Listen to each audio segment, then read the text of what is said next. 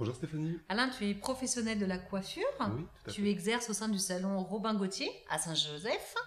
Nous avons Ingrid qui a un problème d'audition. D'accord. Ingrid, elle a 19 ans.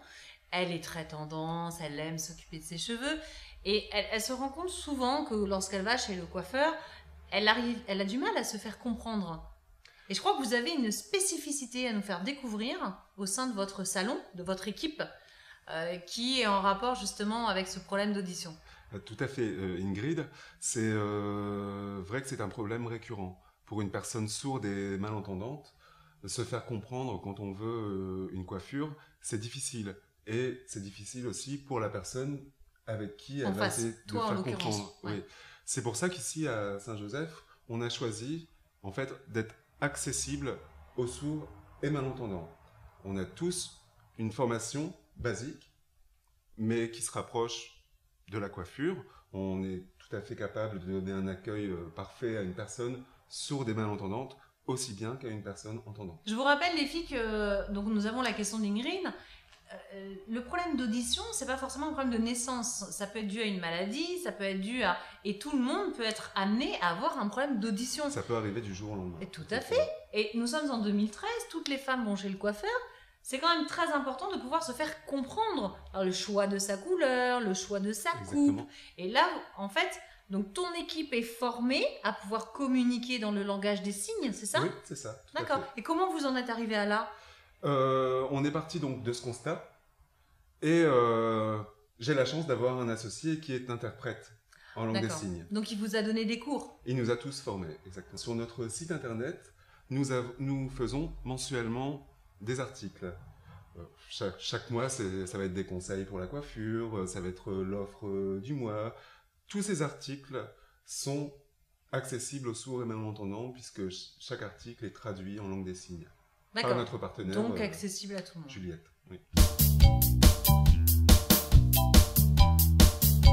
Bonjour Raïssa. Salut Mélanie. Raïssa, tu es blogueuse depuis plus de 3 ans. C'est bien ça. Tu as un blog qui s'appelle Be Happy. Tout à fait. Qui est un blog où tu donnes un petit peu tes coups de cœur, tes bons plans. Tu es la mieux placée pour répondre à une maman qui s'appelle Nadine. Elle a 44 ans et elle s'inquiète un petit peu parce que sa fille a envie de devenir blogueuse. Mais elle me demande, est-ce que c'est un vrai métier ça ?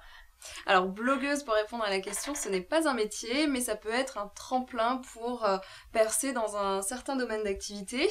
Alors, pour prendre mon exemple, quand j'ai commencé le blogging il y a 3 ans, je n'y connaissais rien au monde digital et au fur et à mesure, j'ai rencontré des personnes qui m'ont, on va dire, ouvert les portes vers ce monde qui m'était inconnu, donc tout ce qui est nouvelles technologies, et je me suis pris au jeu finalement, et le blog m'a permis de me faire connaître sur le marché du travail par exemple. Ça peut être très bien pour... Une sorte de CV en ligne quoi ? Complètement, donc puisqu'on arrive à avoir une certaine qualité rédactionnelle, si on se positionne sur l'écriture, si on arrive à mettre en forme et à avoir des images qui parlent d'elles-mêmes, ça peut ouvrir des portes sur autre chose que ce qu'on voulait à la base. Donc moi, finalement, excuse-moi de te couper, mais finalement tu es en train de nous dire que c'est pas un métier, on peut pas gagner sa vie en créant son blog, on va plutôt... avancer et ça va nous servir de tremplin pour se faire repérer sur le net. Alors si je prends mon exemple, oui, après il y a certaines blogueuses au niveau national qui ont réussi à vivre de leur blog parce qu'elles se sont spécialisées dans un domaine. Donc je pense à la mode par exemple, il y a des blogueuses mode maintenant qui sont sollicitées par les grandes marques. Et comment elles gagnent leur vie alors ? Alors, qui gagnent leur vie soit par le biais de partenariats avec différentes marques, puisqu'elles deviennent leaders d'opinion, tout simplement. D'accord. Et c'est ce statut qui permet justement d'asseoir sa crédibilité et de développer des connaissances dans un certain domaine. Donc finalement, est-ce que ce sont les marques dont elles parlent dans leur blog qui vont les rémunérer ou est-ce que ça se passe pas comme ça? Alors voilà, il y a cette partie, cette façon de se faire rémunérer.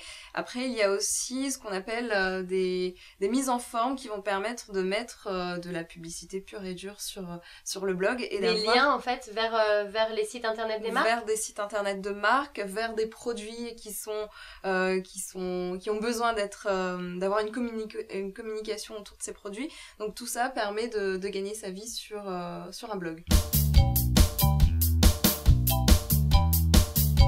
Bonjour Alexandra. Bonjour Mélanie. Alexandra, tu es la créatrice de Carton Sens Pays. Oui, tout à fait. C'est une gamme de produits recyclés. Écologique, recyclé. Oui. Écologiques et recyclés.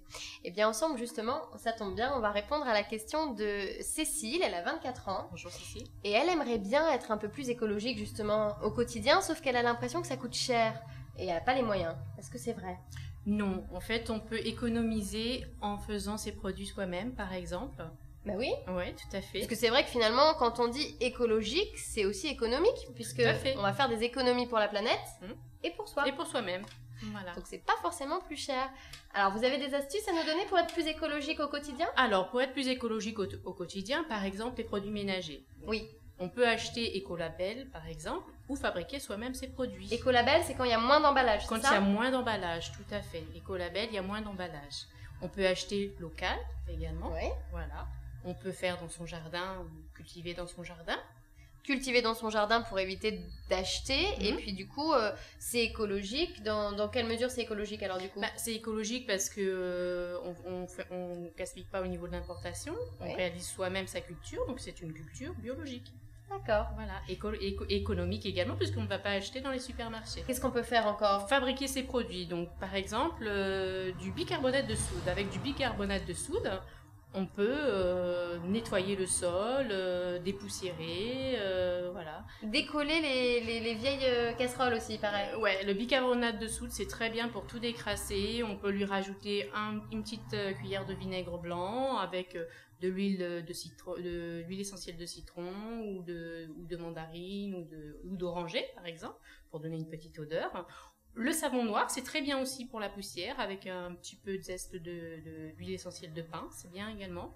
Et du coup, là, on reste dans quelque chose de pas cher, puisque les C'est produits pas cher. ménagers, c'est hors de prix. Ouais. Là, bicarbonate, la petite boîte de poudre, ça coûte rien du tout. Ouais, on peut en faire au moins jusqu'à 1 mois, 2 mois. Ouais, de plus, produits. Ouais, Et puis c'est en largement. plus c'est super efficace. C'est super efficace, même plus que les produits ménagers en grande surface. Parfois, les produits chimiques, c'est pas forcément Ouais, garanti. tout à fait. Après, on peut essayer de faire ces produits de beauté également, voilà. On peut faire du covoiturage aussi. Le covoiturage, c'est pas mal aussi. Économie d'essence donc pour la planète. Pour la planète et puis pour son porte-monnaie surtout. Ça, c'est clair. Anne-Sophie, bonjour. Bonjour. Anne-Sophie, tu es la créatrice d'un blog, un blog qui s'appelle Mode & Co. Oui, c'est ça. Tu l'as créé il y a 3 ans. Oui. Ensemble, on répond à la question de Hélène. Hélène, elle a 19 ans et elle se demande quelles sont les tendances du moment. Alors les tendances du moment, on peut parler en fait en ce moment d'un mélange féminin-masculin dans les looks en fait. De plus en plus de filles adoptent un style Un peu androgyne. Voilà, un peu androgyne ou soit avec des pièces fortes, par exemple un look très féminin mais avec une pièce bien masculine, une grande veste, voilà. Comme vous là, comme Voilà, toi plutôt. voilà, une grande Un veste, blazer. voilà, un blazer ou de plus en plus on a des filles qui se convertissent au basket parce qu'elles en ont un petit peu marre des talons. Donc on peut mettre une petite jupe avec un t-shirt sympa, une veste et avoir des petites baskets montantes. Donc ça donne un côté décontracté, donc féminin, masculin et aussi ben voilà un peu plus casual, un peu plus à l'aise quoi. Donc du coup, on peut mettre une petite robe Oui, ça- féminine avec des baskets. Oui, ça se porte des baskets plutôt light et après celles qui osent un peu plus peuvent porter des baskets montantes. Et les tendances, alors, ça vient d'où? Ça vient des États-Unis? Ça vient Oui, de... bah en fait c'est beaucoup aussi des looks en fait et des blogs qu'on retrouve sur des blogs un peu street style, c'est-à-dire les looks des photos prises dans la rue. Donc puisque la mode pour moi se trouve carrément dans la rue en fait, c'est des looks inspirés de plusieurs grandes villes. Et donc il y a des filles directement quand on voit par exemple à la télévision des filles qui sortent des défilés super bien lookées, très féminines mais qui ont besoin de courir à l'autre côté de la ville, bah, elles enfilent leur basket et puis elles galèrent dans le métro. Bah oui, parce que justement, j'allais te dire, les baskets avec la petite robe, ça fait des années, hein, depuis les années 80, que les Américaines, Voilà, elles mettent les baskets dans le sac et... Les Américaines, nous, en France, en fait, on adoptait plus la tendance ballerine pliable, des petites ballerines dans le sac, etc. Et on n'essaie pas forcément trop les baskets, mais là, il faut les avoir dans son dressing. Pour les accessoires, alors finalement, les cheveux, les bijoux... Eh bien, les cheveux, on peut parler des turbans, en fait, qu'on peut mettre dans les cheveux, soit avec les cheveux longs, les turbans qui s'enfilent directement, comme des petits bonnets, avec un bijou au centre, ou directement un turban qu'on fabrique avec son foulard, on le plie et puis on le fait directement dans les cheveux avec un nœud devant. Et puis aussi, on continue toujours sur la tendance un peu bohème avec les headbands dans les cheveux, les fleurs, les couronnes de fleurs fraîches, etc. Bonjour Yves. Bonjour Stéphanie, ravi de t'accueillir. Merci à vous de nous accueillir dans votre établissement. Et bonjour à toutes les filles. Coucou les filles. Joël, qui a 19 ans, nous pose une question hyper intéressante aujourd'hui, comme toutes les questions des filles d'ailleurs. Nous avons tout un secret, un péché mignon, tu connais les filles, c'est le chocolat. Tout à fait. Alors, qu'est-ce que la chocolathérapie? Parce qu'en plus, maintenant, on apprend qu'en cosmétique, on peut associer cette gourmandise à nos soins quotidiens, en cabine, au quotidien, au jour le jour. Dis-nous, raconte-nous tout. What is chocolathérapie? Alors, chocolathérapie, en fait, c'est un concept qui s'adresse aux femmes et aux hommes, je le précise, un concept beauté. Les hommes aussi. Qui va utiliser tous les bienfaits que peut produire le cacao pour la peau. Et ce, pour la peau du visage, mais aussi pour la peau du corps, donc les traitements corps et visage, et aussi de l'esprit, on le verra tout à l'heure, parce que ça fait du bien aussi au moral. Oui, comme le magnésium dans le chocolat. Par exemple, effectivement, dans la version qu'on peut manger. Est-ce qu'il y a une méthode d'extraction spécifique à ce produit qui est le cacao, justement? Complètement, c'est-à-dire que en même temps qu'est venue la gamme, est venue la méthode pour utiliser le cacao de façon efficace. Ça n'avait jamais été encore fait. Avant la mise donc au ça a point été de breveté. C'est un brevet effectivement à la base, c'est donc une chose très sérieuse au départ, même si après bien sûr les images, le marketing permettent d'avoir le sourire, ce qui est voulu d'ailleurs.